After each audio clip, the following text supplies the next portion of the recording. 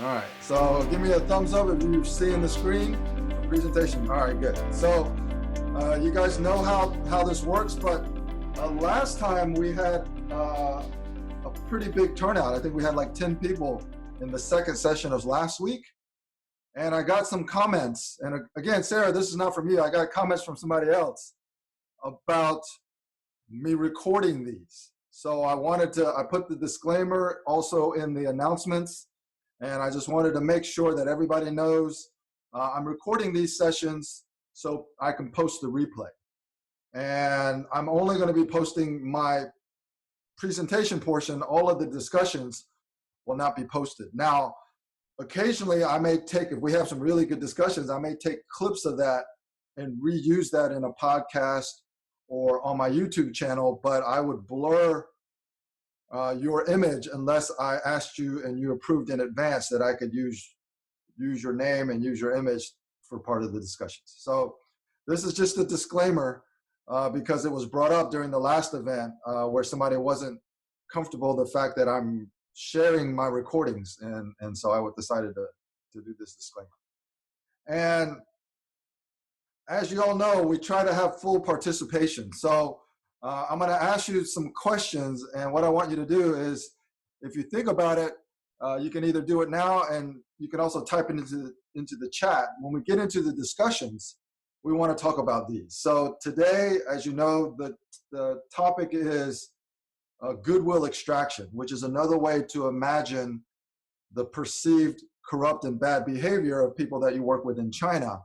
I want to ask all of you, what are your personal key factors to achieve winning outcomes when you're working across cultures? And maybe just the number one factor.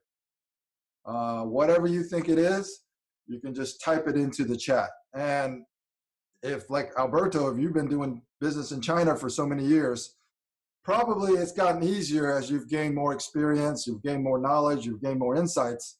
So if you're advising new people who are going to China to do business for the very first time, what is the number one thing you believe they should focus on in their own kind of personal development? That's really what I'm looking for. You can type it into the chat almost kind of like at any time, or you can just kind of think about it. I'm going to share with you mine, but obviously this is not a one-size-fits-all. This is based on the way that I teach my clients and my students to be more successful when they're doing business in China. All right, so for me, and I think the key factors for being successful in China, and we've gone over these in the past events, is first, you have to be curious.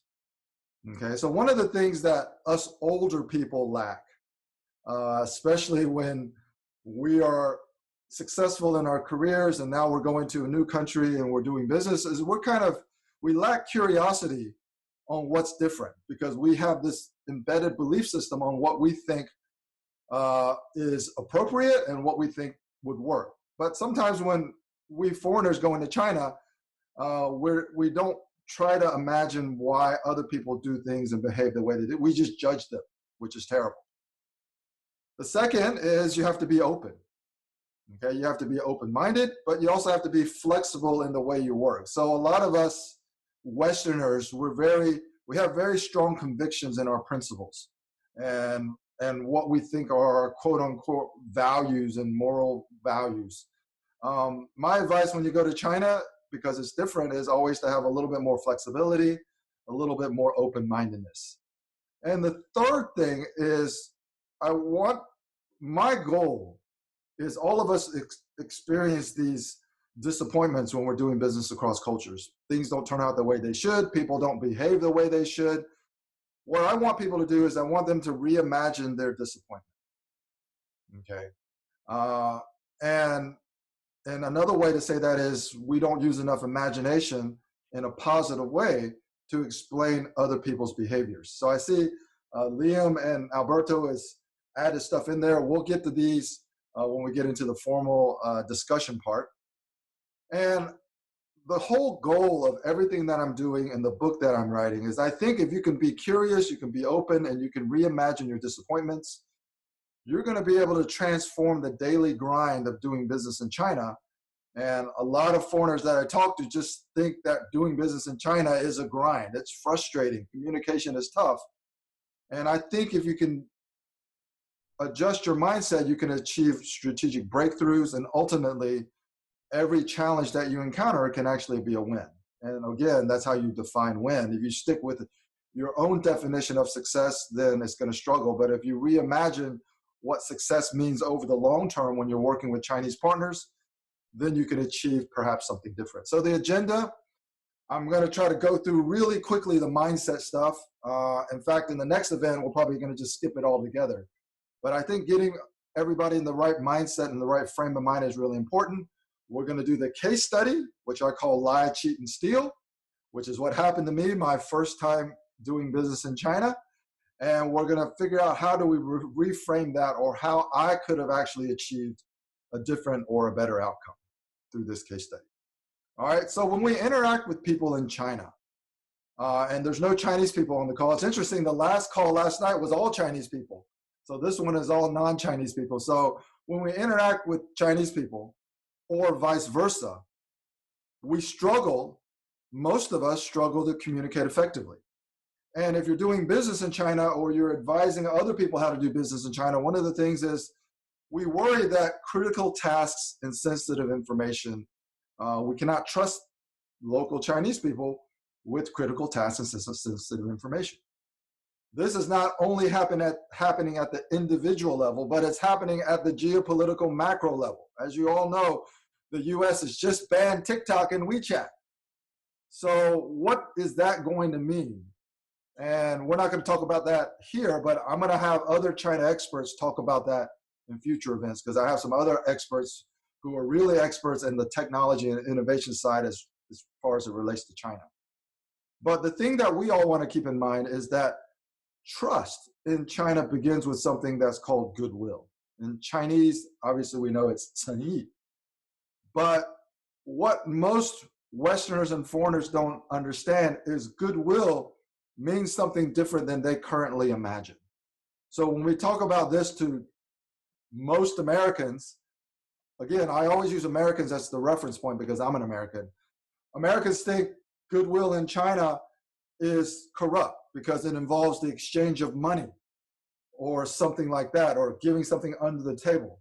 And what I try to explain is the exchange of goodwill and reciprocity in China sometimes involves money, but it's not about money. It's really about the giving and receiving of face and building the guanxi relationships, and we'll get into that. In the last event, we talked about the dangers of the things that we don't know.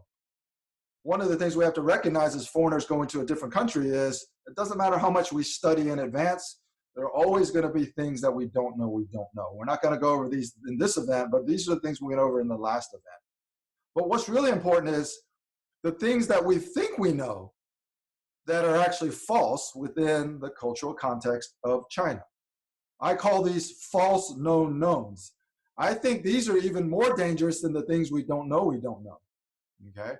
And the thing that I always advise my clients and my students is when you go to China, you have to remember that it's their rules and it's their arena. It's irrelevant whether you agree with it or not. If you go there for business, you just have to live with it. And a lot of, again, I'm going to say Americans, a lot of Americans struggle with that because of what we read in our media, okay? So again, really quickly, I'm going to breeze through this because you guys have been through the previous events. Getting into the right mindset is, of course, understanding what I come up with is the 80-20 China rule, which is all of this stuff happening geopolitically right now with the trade war and all of this conflict, all this macroeconomic stuff. This probably influences 20% of your success doing business in China. And it's uncontrollable. So when you focus on it, when you care about it, when you let it affect what you say to other people in China, it actually has a negative effect. So it's better just to ignore it. The things that you can control are the relationships that you have with the people that you're working with in China. I think this affects 80% of your success, and I also believe it's 100% controllable. Now, controllable may be a bad word, so I'm just going to change it to 100% influenceable. Okay, these are things that you can actually influence by modifying your own behavior. So our goal in all of the training that I do is to influence other people's behavior with your own. Okay, don't judge people, don't expect people to change, don't expect people that should do this or shouldn't do that. Influence their behavior by how you make adjustments to your own behavior. And we focus on your attitude, your mindset, and your approach. And the way that we get from the knowledge, so a lot of people are really knowledgeable about Chinese history, Chinese politics, what's going on in China, how do you do this, how do you do that? But there's a bridge between the knowledge that you acquire in your mind and the winning approach that you have to adopt once you start interacting and engaging with the people that you're working with, because then it becomes personal. All right, and we talked about the mental triggers. Again, it's imagination that's positive and curiosity with purpose. So purpose-driven curiosity basically means that you don't judge people when they behave in a strange and unethical way.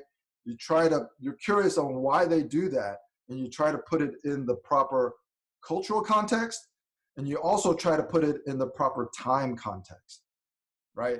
If we're looking for immediate gratification, we're thinking transactionally right now, you should be doing this. But when we look at things over the long term, the outcome might be different. All right. Last event, we did a case study in which I shared my own false known knowns, which is my inner voice that was telling me what was right and what was wrong. And that was the reality that I experienced. It was really bad. Had I used the new approach with the mental triggers, I could have created a new reality. That was the previous case study. We're not going to get into that today.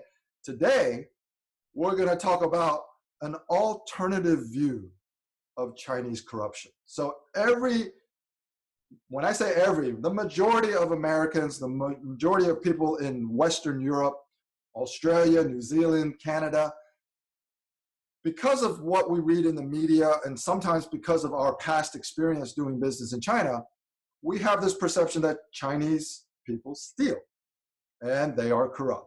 And that's the reason why Huawei is getting banned. This is why we're having all these other issues.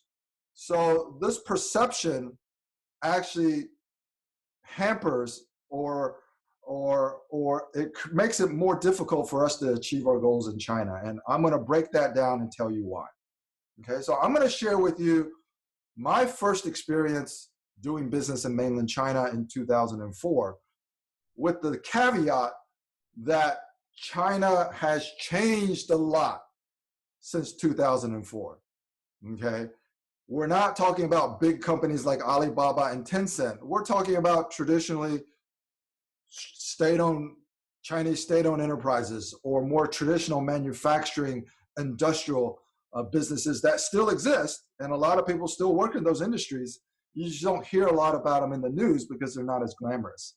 So when I first went to China in 2004, I had a local channel partner to help me get my products into China.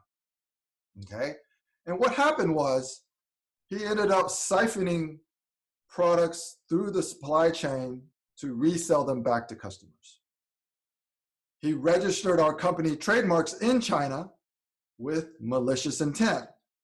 And he created a direct competitor to what we were trying to import into China by making fake labels and fake products. This is what happened. So from an American point of view, this is lying, cheating, and stealing. But what I'm going to share with everybody today is we have to reimagine this behavior and examine how I could have actually prevented it, because I actually believe it was 100% preventable had I not been so myopic in 2004. Okay, so instead of calling it lying, cheating, and stealing, first of all, we have to reframe how we think about this behavior. I call it goodwill extraction. Okay, and the reason is because goodwill is the currency of exchange for people doing business in China. Okay, people exchange goodwill, and that's the definition of giving and receiving face and developing guanxi relationships. But there's other reasons why lying, cheating, and stealing, or goodwill extraction occurs. One of the reasons is, well, most Chinese people feel they won't get caught. And most Chinese people feel that they won't be punished if they're caught. That is a reality. But the other reason is most Chinese people feel they deserve more, because when us quote unquote ignorant Americans go to China and we don't understand the language and we don't understand the culture and we start telling people what to do and we're getting paid a lot more, well, Chinese people start to feel, well, why I'm doing all the work. I think I deserve more, all right? So they feel that something isn't fair, okay? We're not gonna actually judge whether it's fair or not, but it's just how people feel. And it happens because there isn't real guanxi, which is the continual exchange of goodwill. And again, goodwill is really more about the giving and receiving of face than it is about red packets or giving money or bribing people. That's not what it's all about, okay? It's really about how people feel. So one of the essential soft skills that matter, I talk about the essential soft skills for doing business in China. One of those is empathy, 同理心, okay? Most people don't even think about being empathetic to Chinese people because they've already judged them in advance. So they don't feel they need to be empathetic. And I think that's a mistake, all right? So the thing that we foreigners have to understand is that Chinese people understand the value chain in China, okay? We're only doing transactions in some part of the supply chain or value chain, but the Chinese people, they understand how things work in China. It's China. They understand the regulatory, they understand the legal, they understand everything. They know where the cracks are, and they have the guanxi relationships to exploit these gray areas. I told you guys in a previous event, when I sat in the office of David Chang, who is the China CEO of Philips, the first piece of advice he gave me is, Gene, if you want to be successful in China, you have to learn to manage the different shades of gray because nothing is black or white, all right? The other thing is, unless you're Apple, okay, you know, somebody registered iPhone in China. And so unless you're Apple, you're not going to be able to win, okay? And society will not punish Chinese people if they take some small advantage from a foreign company who doesn't deserve to be making so much money anyway. And I put this as an example. So anybody who's in America knows this picture. Okay, this is Lori Loughlin. She was convicted in a huge scandal here in the United States because they cheated to get their daughters into USC, the University of Southern California. So there was this huge scandal about rich, wealthy celebrities cheating to get their children into a more prestigious school. It's very embarrassing, okay? Some of the people who were caught just plea bargained and they made a deal to get out of going to jail or whatever, but it was hugely embarrassing. In China, if you are able to use your guanxi connections and get your kids into a more prestigious school, that's a badge of honor. There's nothing shameful about that in China. But in America, it's shameful to get caught cheating to get your daughters into school. So we have to understand the difference in how society functions, where in China, society won't punish them for bad behavior. In America, you are punished for bad behavior. So there are additional incentives to behave a certain way. In China, those incentives don't exist. And it's cultural in China to kind of extract small advantages. This is the haggling system. This is the bartering system. In Chinese, it's called 占便宜. But it's especially where if Chinese are able to extract some small advantages from foreigners or strangers, which have a history of taking advantage of China, then that's always a good thing. So as a foreigner doing business in China, we have to keep that in mind and not immediately judge their behavior as negative because we wouldn't behave that way in our culture, in our society. All right? So what I want to do now is I want to review what happened to me in my lie, cheat, and steal case study and how it might have been preventable. Okay, so the industry is high-end synthetic lubricants. So this is very expensive greases and oils that come in containers like this, where a container of high-end synthetic greases and oils might be worth tens of thousands of dollars for this much, because this is enough to make 100,000 of these. There are at least 3 or 4 or even more synthetic lubricants in your phones. Okay, it vibrates. It has switches, knobs, and connectors. They all have lubricants in them, and they're very, very expensive.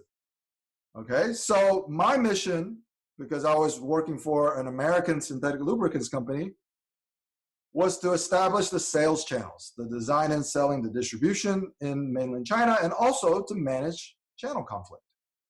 Okay, so I want everybody to meet Jack. Okay, so he was my channel partner. Okay, not this guy, but somebody very similar to this, because the first time I met Jack, he couldn't even afford a train ticket to go from Shenzhen to Shanghai, where we were doing the interview. We had to buy him a train ticket, and when we met him, when he got off the train, he wasn't wearing shoes. He couldn't afford shoes. That's how poor he was. Now, the question might be, why did you select Jack to be your distributor? Well, Jack was a family member of our current distributor in Shanghai.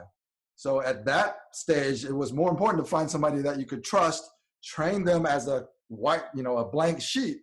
And then, basically the distribution business is not that hard. Initially, you're just taking orders. So meet Jack. My Chinese partner, Jack, was very poor, very humble, very thankful, very eager. We selected him because he was extended family, which is our closest Guanxi connection in China. His attitude was very good, very eager, very hardworking, very grateful, very enthusiastic. And of course, we gave him what we thought was a lot of goodwill. We provided him training and mentoring. We gave him a territory. And of course, we did a lot of eating and drinking. And we provided him support that we thought was extraordinary. We gave him, we rented him housing. We rented him in an office. The orders that he had to take, we gave him all the orders on consignment. Everything that was, we were doing a lot of automotive back then. Everything that was designed in Saginaw, Michigan by the first-tier automotive suppliers in Detroit, well, when they were producing these parts in China or producing these cars in China, all he had to do was take the order. It was spec'd in the US, and then when it was manufactured in China, purchasing had to place the order. And of course, we went on a lot of joint calls with his local clients to get him up to speed, because it was, synthetic lubricants and how they're applied is very high in engineering. It's tribology if you understand mechanical engineering. So there's a lot of things that you have to talk about with the engineers so they understand how to use the product and when it should be used. In the territory, we had a master distributor in Shanghai. We had another distributor in Shenzhen. And for Jack, we gave him Nanjing, Beijing, Tianjin, and the upper kind of northeast area. That was Jack's territory. We didn't have anybody there taking orders for the Chinese customers and our American customers who were manufacturing that area. Motorola was in Tianjin, so that was one of the big areas. And what happened, if I look back in hindsight, why all of the goodwill that we were giving Jack, or I was giving Jack, was not working, was because our priorities started to diverge. Okay, and what do I mean by that? So as a company, we were trying to establish and reinforce rules and policies. But Jack was starting a new business. He was becoming a business person in China, so he was trying to develop his Guanxi web of connections. All right, and the goodwill extractions, I think, is very interesting. I'm sure Alberto has experienced this many times, but for the people who don't understand how things work in China, I'm going to show you or illustrate to you how this type of goodwill extraction occurs. Okay, so Jack siphoned and recycled products through the supply chain. That was the first thing that I put up. So how did he do that? Well, our customer has inventory, and it's just a bunch of containers of really high-end synthetic oils and greases. All right, and then they take these containers and they move to production. They start to use these. Okay, they can produce thousands of parts with each container. And then when the container is empty, it goes into disposal. But what happens is sometimes when it goes into disposal, it's not actually empty. And when it's not actually empty, they can send it out to external repackaging, take 10 of these containers that still have very expensive greases and lubricants left within, and they can come up with the same product in the same packaging, good as new. All right? Because really, the companies don't measure so accurately how much is wasted when it's a liquid, right? Or when it's mixed into a dispersion, which you really don't know how much is wasted or how much is evaporated. It then goes into another supplier, it goes back to purchasing, and it gets put back into inventory. Okay, so this is how Jack recycled products through the supply chain. And of course, I was given credit by the company that employed me for figuring this out. The company didn't say, why didn't you prevent this? The company said, bravo for figuring it out. All right, so that's completely different. Now, what our response was is we made Distributor A the master distributor, where we no longer allowed Jack to place his own orders. Because what was happening was Jack was ordering more than what the forecasts were. And we didn't understand why initially, but now we do, right? So the second goodwill extraction, he registered all of our trademarks in China. Now, if you're Apple, you can fight somebody registering iPhone in China, and you're gonna win. If you're the small, privately held, high-end synthetic lubricants company, when they register your trademarks, you're basically gonna lose, okay? And what Jack did was he started telling customers that he was the only legitimate distributor for our products in China because he thought he owned the trademarks. Fortunately, we had a Guanxi connection, and we contested the trademark registration directly in Beijing at the State Intellectual Property Office. Because once somebody registers something, it's put on this kind of like bulletin board, and you have, I think, 90 days to contest it, or 30 days to contest it. I don't remember what number it was, but we had a connection there, and we were notified of this registration, and we were able to contest it. So our bigger problem was averted. Otherwise, we would have to buy these trademarks back from Jack, or we have the licenses from Jack in order to sell into China. So again, I was giving kudos for doing this, but I was never tasked with preventing this. And you're gonna see what I mean in a little while. So goodwill extraction number 3 is Jack started producing fake products with fake labels. He would get away with sales where he could, and he started using his revenue or his profit to invest in his own products and his own production capabilities. In less than 2 years, Jack had developed enough Guanxi and experience to compete directly. And because of this whole, you don't want to accuse somebody of something unless you 100% sure that is happening, we never really talked about it directly with Jack. And he obviously never acknowledged that he was doing this. It just, over time, you could see what he was doing. And then at a certain point, he just became a competitor. Okay, so that's what happened. Now, how do you prevent this bad behavior, and is it preventable? Well, one of the things that most Western companies do is they say, well, let's make sure we file for the IPs we need in China. Back in 2004, nobody knew to do that. Fast forward to 2020, everybody knows to do that. Whatever you register outside of China, register it in China too. Okay, most people know that now. But generally speaking, having IP protection in China isn't enough to prevent bad behavior. You can always fight it, okay? But it's a lot of cost, energy, and resources, and you still might lose, okay? Unless you're Apple, you're probably gonna lose.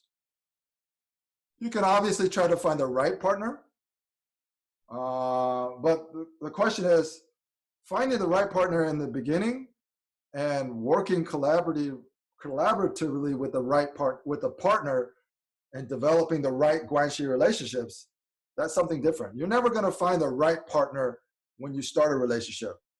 People become the right partner once you develop the right Guanxi relationships, all right? And again, that leads us to understanding the continual exchange of goodwill so priorities won't diverge. So you can see that priorities were diverging, and me as a person responsible, I wasn't paying attention to that because I didn't know what I know now back then. So what did I ignore or what did I discount? Okay, so I'm going to just list the grievances that Jack would raise, and I basically just ignored them. Okay, so he said there's pricing pressure coming from purchasing and procurement. So purchasing is obviously always trying to get a better price. They're always trying to haggle. And my position was, well, they have no choice. It's sole sourced. It's spec'd in the US. Visteon is not going to not buy the product because they have to buy the product. The price is already agreed to in the US. So we don't need to negotiate. That was my position. He would say competitors are now providing low substitutes that might work, and now we have competition. And again, I said, well, it's spec'd in the US. They're not allowed to use something else unless it's approved in the US. But for something like greases and oils where people can't really detect whether it's real or fake or something else, maybe Chinese people just don't care, right? So what I did is I ignored it, but I should have paid more attention to it. And of course, managing channel conflict, all purchasing, if you're producing for Toyota in China and you know that there are other distributors that also sell this same product, you're gonna ask around to try to get a better price. And Jack would always come to me because he wanted to quote these people outside of the territory. And of course, every time Jack came to me with any of these things, I basically just brushed it off, okay? And what does that mean? That means I didn't give Jack enough face. And what's even worse is I didn't allow Jack to save face in front of his connections. He was developing his network of connections in this industry that he was now building his livelihood in. And my response always was he had to figure out a way to explain to somebody else instead of me going in and explaining it. I just said, well, you tell them that we can't do it. And the answer is no. It's very typical American. No, just tell them no. All right, so that's what happened. And what I was saying at the beginning is, this is what really is kind of ironic, is all of these bad behaviors were happening, lying, cheating, and stealing. But I got credited for winning because I discovered it, I was able to contest it, I found solutions to prevent it. But for the people that I advise now who are doing business in China, that's a race to the bottom because you spend all your time and all your resources preventing bad behavior as opposed to working collaboratively and developing the guanxi relationships to actually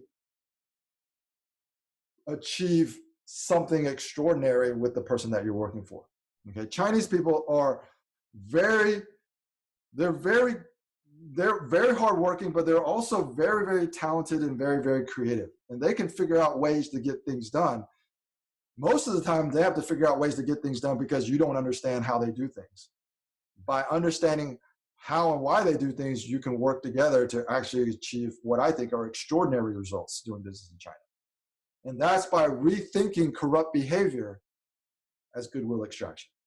And that's a mindset change that we, as foreign business people doing business in China, we first have to reimagine, okay? So again, moving forward, it's gonna be very simple. I'm gonna tell people to be curious, be open, and reimagine their disappointment. That's kind of gonna be like the motto from now on. Again, I'm gonna review really quickly the things that we did in the previous, any knowledge and insights that you acquire. We talked about cultural dichotomies before. If you don't have the mental triggers to better understand these dichotomies in the proper cultural context, you're not going to be able to create a new outcome. Okay, you're not going to be able to change your approach. And in the case study that we did last time, the false known knowns to using the mental triggers, you're not going to be able to create reality B. Okay, that is a better outcome. Now, I got credited for reality A, which was terrible because I figured out what was going on. What companies should do is they should redefine the objective, not preventing bad behavior or catching bad behavior, but developing the right relationships to make strategic breakthroughs. And the adjustments that you have to make is basically your attitude, your mindset, and your approach. How can you be more accommodating and understanding? How can you be more accepting of things that you consider corrupt or unethical? And what approach can you use to achieve a win-win, or in Chinese vernacular, achieve greater harmony? And ultimately, how do you create new patterns of interaction that are a win-win for both you and people like Jack? All right, so that's the end of the formal presentation. I am going to stop the share screen